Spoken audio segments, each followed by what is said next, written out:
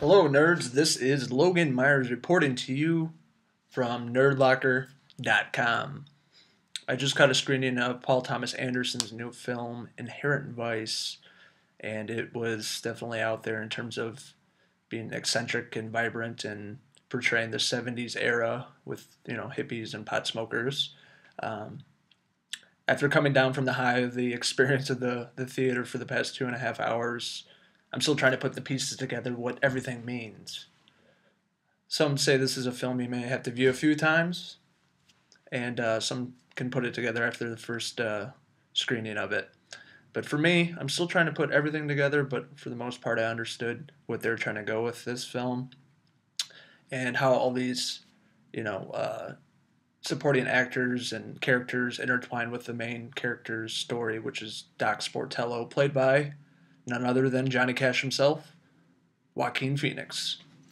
This movie is in the inebriated and hazy mind of Doc Sportello, the whole film, which is a PI, private investigator, and his journey through the smoke-induced and noir lifestyle of the 1970s Los Angeles and California during the whole Charles Manson and hippie era was going on. It was like smoking a joint of indica um, throughout the whole movie.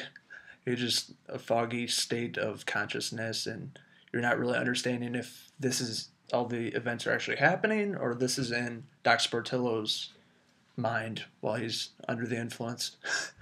So it could be a stone imagination, but regardless, it was exciting and fun and a nice little adventure.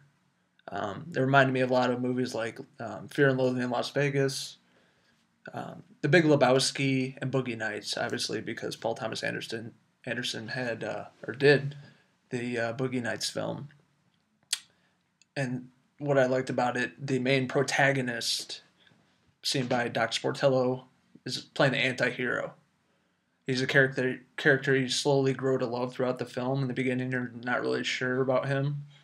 Um, but Joaquin plays a character spot on from the book adaptation, if you've read it.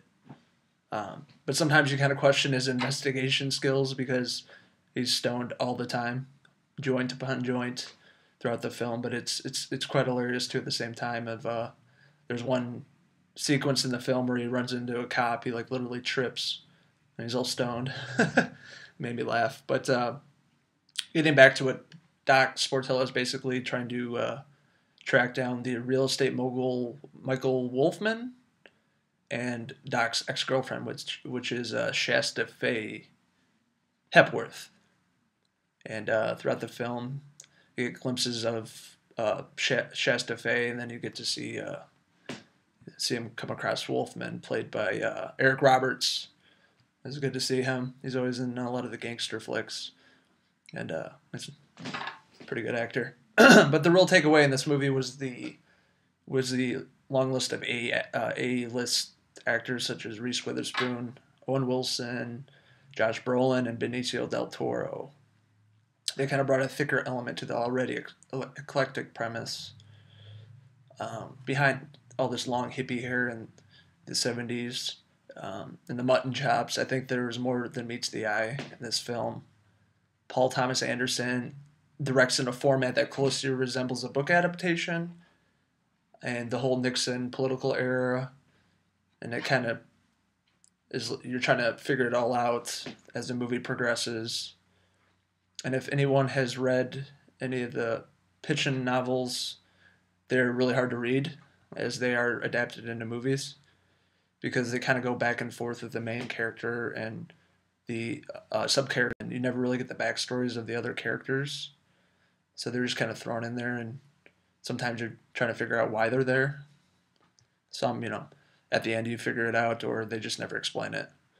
So there's a bunch of characters in this movie, and one of the main antagonist is Bigfoot, played by Josh Brolin.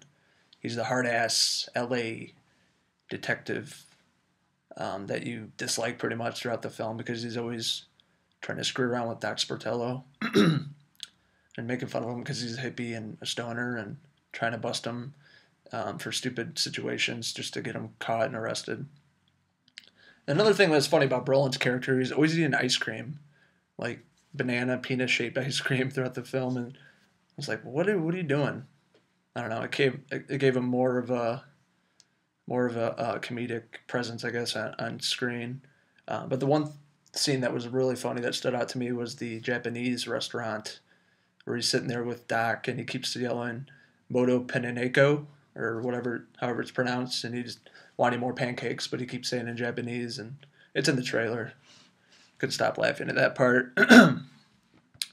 But there was a lot of amazing dialogue between Doc and Bigfoot throughout the film, and even the ending sequence, which was kind of random and off the wall and funny at the same time.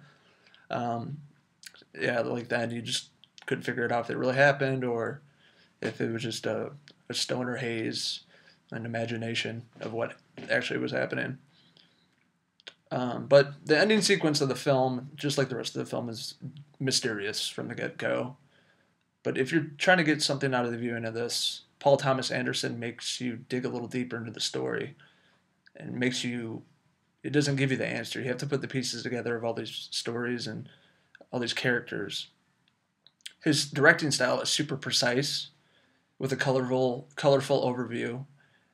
But the score, it really, really made this movie stand out even more to align with the timeline, the drug abuse, and to catch the mood of the overall film. And a lot of the music was done by the guitarist of Radiohead, Johnny Greenwood.